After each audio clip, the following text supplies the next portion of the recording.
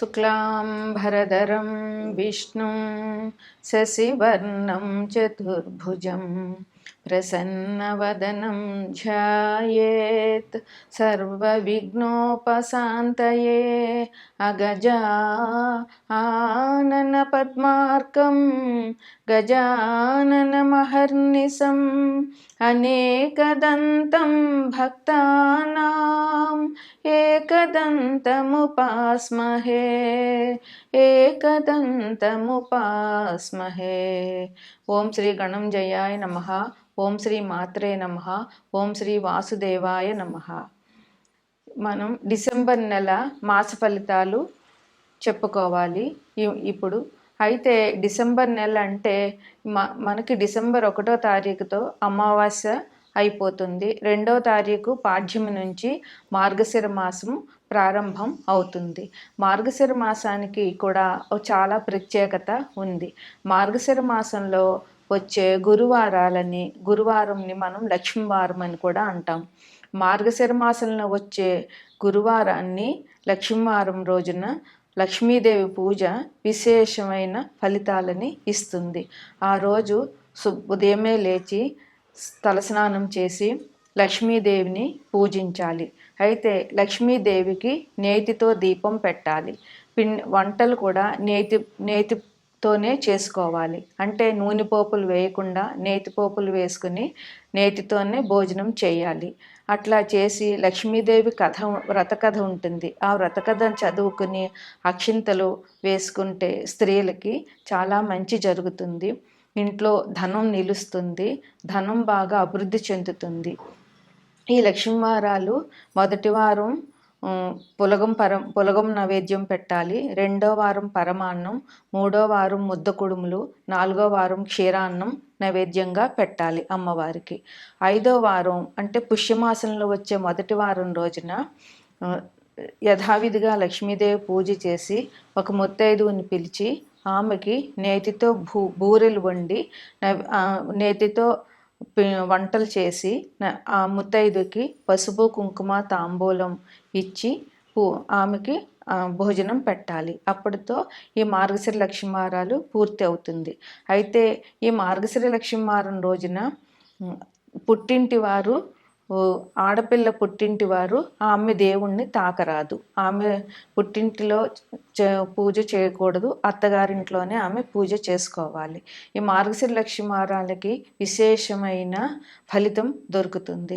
ఎవరైతే ఈ పూజ చేస్తారో వారికి ధనం బాగా నిల్వ ఉంటుంది. ధనం బాగా దొరుకుతుంది.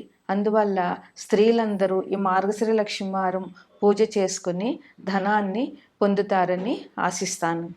అదేవిధంగా డిసెంబర్ 15వ తారీఖున నెల పెడతాము. అలాగే డిసెంబర్ 15న రవి ప్రస్తుతం వృశ్చిక రాశిలో ఉన్న రవి ధనుసు రాశిలోకి ప్రవేశిస్తారు. దీన్నే ధను సంక్రమణం అంటాము. ఆ రోజు నుంచి అంటే 15వ తారీఖు నుంచి ధనుర్మాసం ప్రారంభం.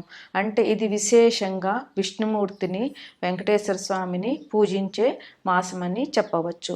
డిసెంబర్ 15 నుంచి జనవరి 15 వరకు ధనుర్మాసం నడుస్తుంది. ఈ ధనుర్మాసంలో వివాహాలు చేయరు.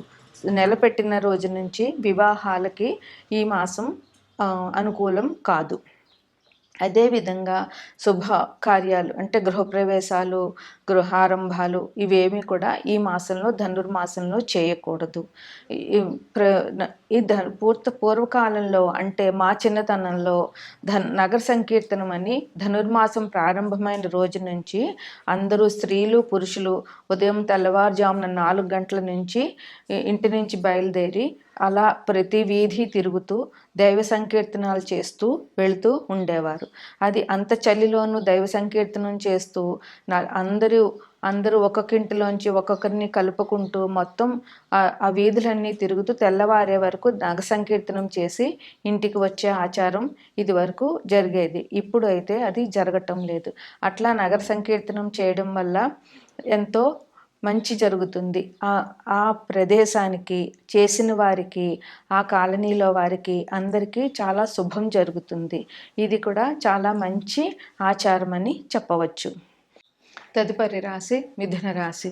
ఈ రాశికి అధిపతి బుధుడు. ఈ మిథున రాశిలో మృగశిర 3, 4 పాదాలు, ఆరుద్ర 4 పాదాలు, పునర్వసు 1, 2, 3 పాదాలు నక్షత్రాలు ఉంటాయి. ఈ రాశి వారికి కూడా ప్రథమార్థం కొంచెం ఇబ్బంది. ఎందువలనంటే ఈ రాశ్యాధిపతి బుధుడు మిథున మిథునాన్ని లగ్నంగా చేసుకుంటే 6వ ఇంట్లో అంటే వృశ్చిక రాశిలో రవితో కలిసి ఉన్నారు.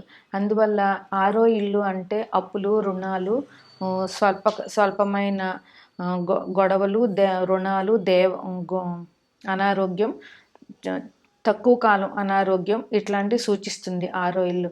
అందువల్ల ఈ రాశివారు కొంచెం ప్రథమార్థంలో కొంచెం ఇబ్బందులు ఎదుర్కోవాల్సిన అవసరం ఉంటుంది. ఈ శారీరకంగా గాయాలు జరిగే అవకాశం ఉంది. అలాగే వాహన ప్రమాదాలు కూడా జరిగే అవకాశం ఉంది. అందువల్ల ఈ రాశివారు జాగ్రత్తగా ప్రయాణం చేయాలి. ముందుగానే ప్రయాణం చేసేటప్పుడు వెహికల్స్ని చెక్ చేసుకోవడము, అవి మంచి కండిషన్లో ఉన్న వెహికల్స్లో వెళ్ళడము చాలా మంచిది. అట్లాగే వీరు ఒక వెల్లుల్లిపాయని దగ్గర ఉంచుకుంటే వాహన ప్రమాదాల్లో ఇబ్బందులు తక్కువగా ఉంటాయి. అట్లాగే ఈ రాశిలో వారికి ఉద్యోగస్తులకైనా గృహస్థులకైనా ఎవరికైనా స్థానచలనం కనిపిస్తోంది. ఉద్యోగస్తులకి ప్రమోషన్ మీద ట్రాన్స్ఫర్ కావడము, లేదా ఒకచోట ఒకే ఊళ్ళో ఒక ఆఫీస్ నుంచి డెప్యుటేషన్ల మీద వెళ్ళడము ఇట్లాంటివి కనిపిస్తున్నాయి. అట్లాగే గృహస్థులకి ఇల్లు మారే అవకాశాలు కనిపిస్తున్నాయి. తెలియకుండా ఆకస్మికంగా బదిలీలు జరిగే అవకాశం ఉంటుంది. అయితే వీరికి 15 తర్వాత చాలా బాగా ఉంది. చాలా మంచి జరిగే అవకాశం ఉంది. సంతానం అంతా కూడా ఉన్నత స్థాయిలోకి వెళ్తారు. వాళ్ళకి కావలసిన ర్యాంకులు దొరకడము, వారికి ఎదురు చూస్తున్న ఉద్యోగాలు రావడము అట్లాంటివన్నీ జరిగే అవకాశం ఉంది. అదే చిన్న చదువులైన వాళ్ళైతే పరీక్షల్లో పాస్ అవ్వడము, మంచి ర్యాంక్స్ రావడము, వారికి చదువులో ఎటువంటి ఆటంకాలు లేకుండా చదువు కొనసాగడము జరుగుతుంది. అట్లాగే వాహన సౌఖ్యం అంటే కొత్తగా వాహనాలు కొనుక్కోవాలి అనుకునే వాళ్ళకి డిసెంబర్ 15 తర్వాత వాహనాలు కొనుక్కునే అవకాశం కూడా ఉంది. సంతానం కోసం ఎదురు చూస్తున్న వాళ్ళకి సంతానానికి సంబంధించిన మంచి విషయము, సంతానం దొరుకుతుంది అనేటటువంటి విషయాలు వినడం జరుగుతుంది. సంతాన భాగ్యం కూడా వాళ్ళకి జరిగే అవకాశం చాలా ఉంది. అట్లాగే ఈ రాశిలో వాళ్ళకి స్త్రీ సౌఖ్యం బాగా ఉంది.